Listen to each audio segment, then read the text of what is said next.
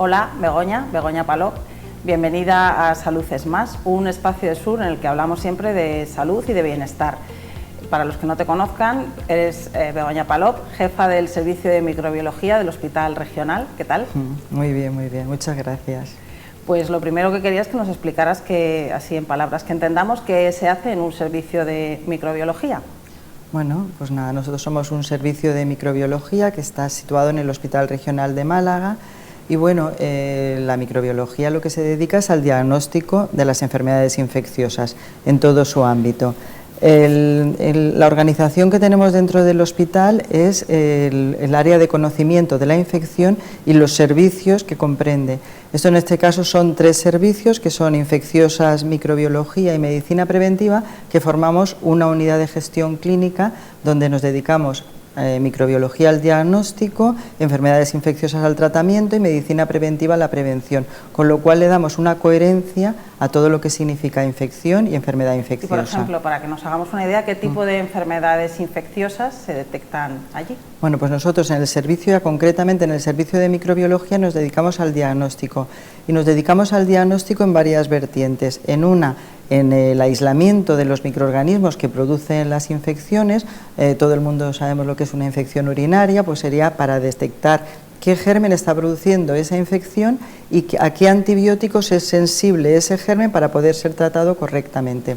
Pues igual que en la infección urinaria, infecciones respiratorias, infecciones óticas, infecciones de transmisión sexual, gastroenteritis, etcétera. Pero luego también, aparte de lo que es el aislamiento del germen, hay otra cosa que es importante, que también hacemos en microbiología, que es la huella que deja esa infección en el organismo, que sería la detección de anticuerpos. Todo lo hemos visto ahora con la pandemia, que bueno, que había gente para saber si te habías respondido a la vacuna o habías pasado la infección, te hacían eso, la detección de anticuerpos, que es la serología. Y luego, por otro lado, también hacemos lo que es la parte de biología molecular, que también se ha hecho muy famosa en la pandemia, la reacción famosa de PCR, que lo que detecta son los ácidos nucleicos de los microorganismos. Bueno, ahora que sacas el tema de la pandemia, me gustaría así brevemente que nos contaras cómo os conseguisteis organizar durante la pandemia y qué habéis aprendido. Bueno, la pandemia evidentemente fue un shock, puso todo el foco de atención en el servicio de microbiología, porque en cuestión de un mes tuvimos, de no conocer a un patógeno, tuvimos que hacernos cargo de su diagnóstico, pero además en grandes cantidades. O sea, de pronto nos vimos inundados con miles de muestras. No hablábamos 100, sino miles de muestras, y teníamos que dar respuesta a un microorganismo que todavía prácticamente no conocíamos, reacciones que no estábamos acostumbrados en un servicio de microbiología a tanta cantidad, y a automatizar. Tuvimos suerte porque en mayo hubo un proyecto de donación privada, que fue un proyecto de Opentrons, que fueron donados al Hospital Regional de Málaga 13 Opentrons, que son robotitos pequeños que nos permiten... Opentrons se llaman. Y entonces estos nos permitieron automatizar cada una de las fases, de las etapas que tiene la reacción de la PCR, de la polimerasa en cadena. Y entonces esto nos ayudó muchísimo y ya fuimos capaces de empezar a dar respuesta, bueno, evidentemente con la automatización, y luego también se contrató personal, la formación de personal. Fue una vorágine, igual que la vivieron fuera, nosotros la vivimos dentro para poder dar respuesta, pero la verdad, al final, orgullosos de haber sido capaces de, en nuestra forma de dar respuesta a la provincia de Málaga y a todas las necesidades que hubo en aquel momento, orgullosos de... ¿Y crees que si ahora viniera otro virus estaríamos mucho más preparados y seríamos, en tu servicio, y mucho más conscientes de qué es lo primero que hay que hacer y qué protocolos organizar, ¿no? Por supuesto. Desde luego, en el hospital se organizó una comisión COVID y siempre seguimos, lógicamente, dirigida por la dirección del hospital y siempre la verdad es que nos pusimos todos de acuerdo, todos los servicios, y encaminado a dar la mejor respuesta en cada momento y la que era necesario, ¿no? Porque también en un principio eso no era solamente el hospital, sino que al principio empezamos a dar también respuesta a muchos de los hospitales comarcales de Málaga, ¿no? Antequera, a Ronda, a Vélez Málaga, con lo cual la verdad es que tuvimos que organizar un gran Bueno, pues un gran transporte de muestras, muestras que eran contagiosas, cómo inactivarlas, cómo tenían que llegar y luego también secuencialmente para poder dar respuesta durante las 24 horas que tuvimos que estar trabajando. Se incorporó al servicio de microbiología la estrategia que llaman ahora 24/7, que es trabajar los 7 días de la semana, las 24 horas del día, para poder dar respuesta a todo. Una estrategia que conocemos también en los medios de comunicación, que también trabajamos 24/7. Sí, pero bueno, aquello era ya, no solamente era con esa urgencia. La diferencia era esa, la diferencia era que nosotros estábamos acostumbrados a dar la respuesta urgente, pero aquí realmente teníamos que dar la respuesta urgente, o sea, teníamos diferentes tiempos de respuesta. La respuesta urgente, la respuesta menos urgente, no es lo mismo un paciente que llega grave al hospital que luego la necesidad, por ejemplo, de responder a un diagnóstico del coronavirus para un prequirúrgico, ¿no? No es la misma, evidentemente también tienes que dar con diligencia. En un volumen mucho mayor. Y en un volumen mucho mayor. Y luego también cuando tenían que venir fuera, bueno, la verdad es que organizamos diferentes tipos de urgencia, ¿no? Y bueno, y se iban dando respuesta. Y vamos precisamente eso, colocando cada una de las prioridades para ir respondiendo con respecto a las necesidades que tenía cada una de las determinaciones que íbamos haciendo.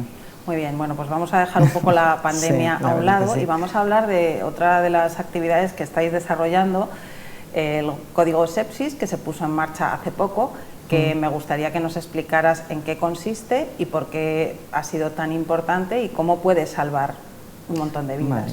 Bueno, el código sepsis, al fin y al cabo, es un protocolo que dirige... Bueno, quizás habría que contar primero qué es una sepsis, ¿no? Bueno, pues la sepsis es la llegada de microorganismos al torrente sanguíneo procedentes de cualquier foco. Hemos estado hablando antes de una infección urinaria. Una infección urinaria se puede complicar y hacer en un momento determinado que estos gérmenes que están localizados en determinado órgano pasen a la sangre y ya a todo... Eso ocurre cuando el antibiótico, por ejemplo, en este caso, no consigue atajar la infección, ¿no? Cuando por cualquier complicación no se ataja la infección, o por la sensibilidad o por otros motivos, ¿no? Y entonces, si esto ya, al estar en el torrente sanguíneo, puede afectar a distintos órganos y se produce el fallo de algunos de estos órganos, pues evidentemente lo que era una sepsis ahora puede convertirse en un shock séptico y tener una gravedad muy importante. Entonces, desde el punto de vista, ¿qué es el código sepsis? El código sepsis es la coordinación protocolizada de todos los servicios que luego tienen participación en el manejo de esta patología, que son infecciosas, urgencias, intensivos, evidentemente microbiología, laboratorio, rayos, cirugía, etcétera, coordinar cuáles son todos los procedimientos que se tienen que seguir para darle más agilidad, puesto que el pronóstico de esta patología varía con respecto al tiempo, es tiempo dependiente. Cuanto antes actúes, cuando antes utilices el antibiótico adecuado, mayor probabilidad de tener un final feliz tiene esta infección. Sí, porque puede comprometer la vida del paciente si no se trata. ¿Y de qué margen de tiempo más o menos estamos hablando ante una sospecha de sepsis? A ver, ante una sospecha de sepsis, el hospital pone en marcha el código sepsis y se actúa inmediatamente, o sea que eso no tiene ningún problema. Ya el tema de cuál ha sido la actuación de microbiología para darle rapidez a esto ha sido, en estos últimos años, además de la pandemia, ha habido un avance tecnológico muy importante, se han implementado dentro del hospital. No me refería a la hora de hacer las analíticas, sino pues desde que sospecháis que alguien puede tener una sepsis, ¿cuánto se tarda aproximadamente en determinar si la tiene o no? Bueno, claro, eso, a ver, que son o un depende montón de parámetros clínicos, no solamente diagnósticos de pruebas de laboratorio, sino también parámetros clínicos de imagen y, lógicamente, de todas las constantes, ¿no?, del paciente. Entonces, esto se actúa inmediatamente y, bueno, lo que yo quería explicar un poco era el tema ese, ¿no?, el tema de realmente el avance en el código sepsis, aparte de poner, estaba ya protocolizado, lo que hemos hecho, o sea, estaba protocolizado, existen manuales, lo que hemos hecho ha sido poner cómo se hace localmente, o sea, lo que es la planificación dentro del hospital de cómo se van a hacer las cosas para actuar rápida y eficazmente. Entonces, desde el punto de vista que a mí me compete, que es el tema de la microbiología, es utilizar técnicas rápidas. La microbiología convencional siempre ha tenido un tiempo de respuesta largo, porque tienes que esperar a que los microorganismos crezcan, que les cuesta 24 horas aproximadamente crecer en una placa al más rápido. Luego tienes que identificarlos, las técnicas de identificación también son lentas y laboriosas. Entonces lo que hemos utilizado son técnicas rápidas y podemos prácticamente acortar de 72 horas, que podía ser lo que nos podía costar en diagnosticar una sepsis, el microorganismo causal y la terapia antibiótica que se podía utilizar para tratar esta patología, en aproximadamente unas 12 horas. ¿Qué es lo que pasa? Que estamos todo el día pendientes de cuándo salen los hemocultivos, que son los cultivos de la sangre, se llaman hemocultivos. Estamos pendientes de cuándo salen positivos, y cuando salen positivos cualquier hemocultivo de un paciente con sospecha de sepsis, lo que hacemos es utilizar unas técnicas rápidas que existen hoy en día, que antes no existían, para dar una respuesta rápida y que la sensibilidad antibiótica la tengamos enseguida para poner el antibiótico eficaz, que lógicamente mejora el pronóstico de este paciente al ser tratado correctamente. Y, por ejemplo, eso desde el punto de vista del hospital, pero desde el punto de vista de los pacientes, ¿qué puede hacer a un paciente sospechar que tiene que ir rápidamente al hospital porque puede tener una sepsis? Bueno, tener fiebre, una fiebre alta, o estar hipotenso, o sea, tener una bajada de tensión fuerte, cualquier signo por el cual puedes acudir a las urgencias del hospital. Ya en el hospital, cuando te hacen la exploración, es cuando ya te van a ver de qué se trata, ¿no? Una de las causas, corrígeme si no es así, que puede desembocar en una sepsis es por algún tipo de resistencia bacteriana. Me gustaría que hablaras un poco de las resistencias bacterianas y por qué se producen resistencias bacterianas o microbianas, que no sé si es exactamente lo mismo, sí, o hay alguna diferencia. Sí, no, resistencias microbianas es lo que lo has dicho muy correctamente. Entonces, bueno, los microorganismos se defienden ante las infecciones, lógicamente, y una forma, ellos, igual que ha pasado ahora, por ejemplo, con el virus muta ¿para qué? El virus muta porque se quiere defender y quiere continuar y perpetuarse, ¿no?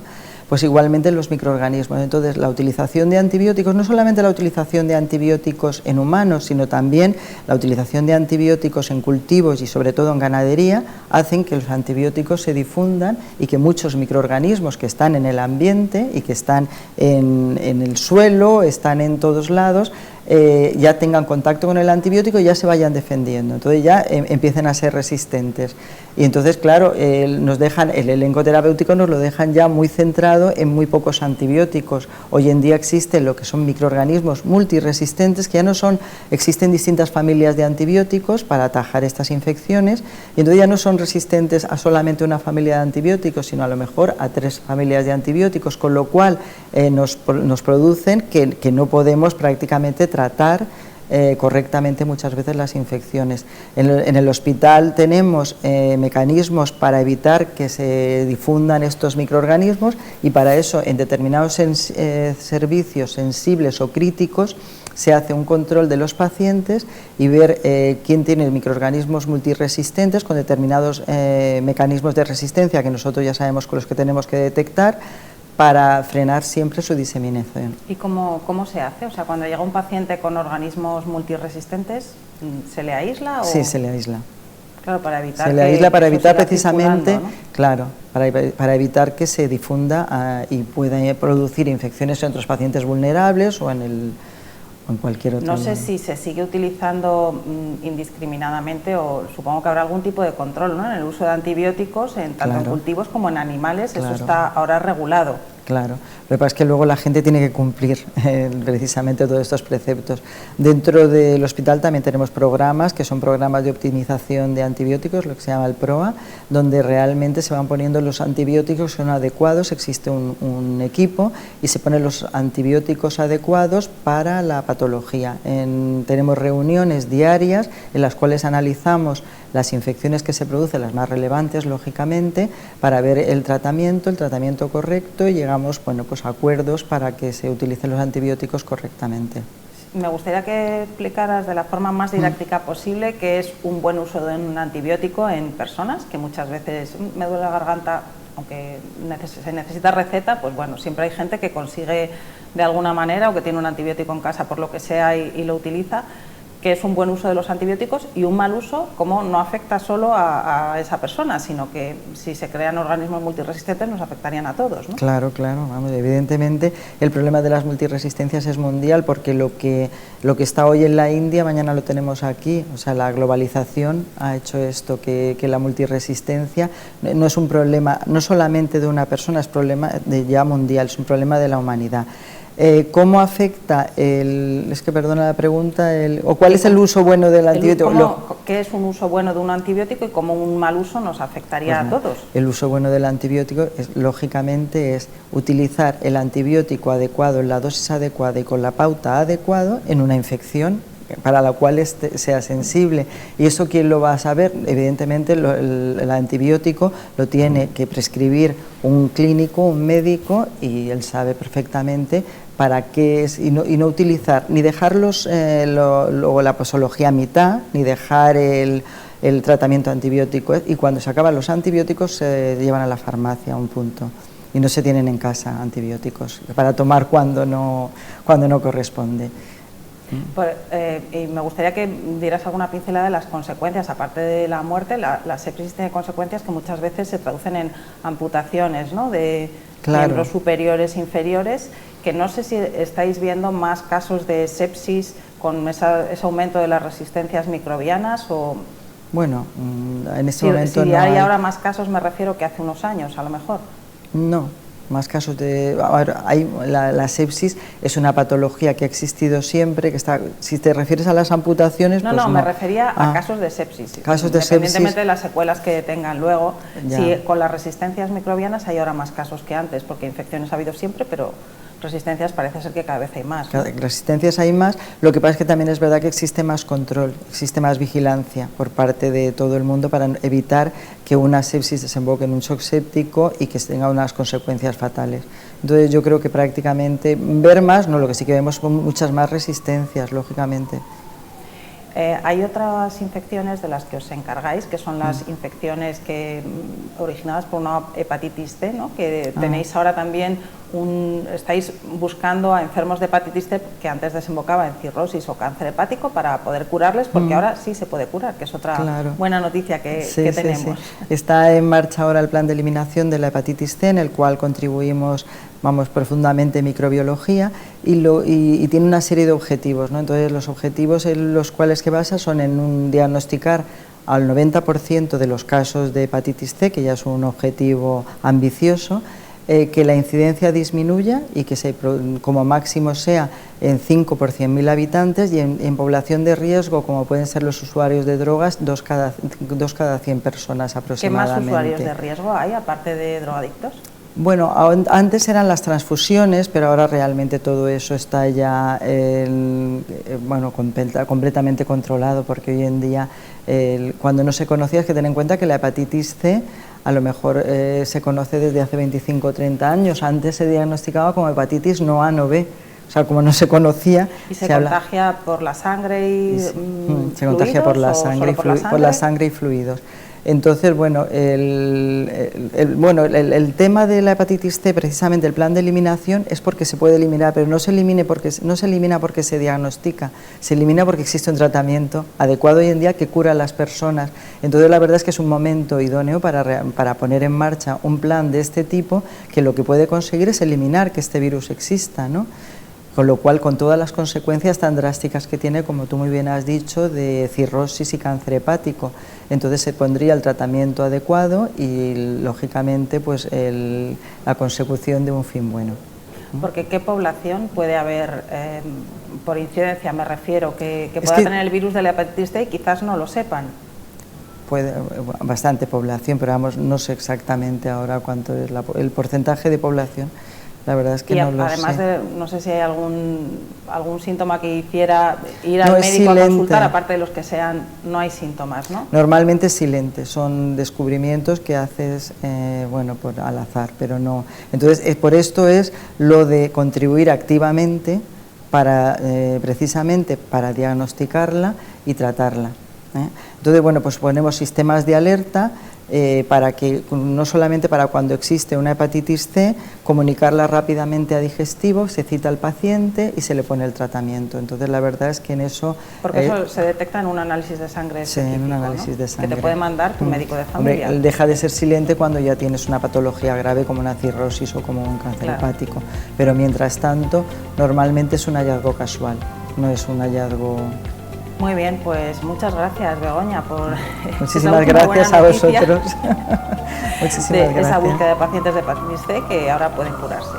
Gracias. Vale, muchas gracias a vosotros.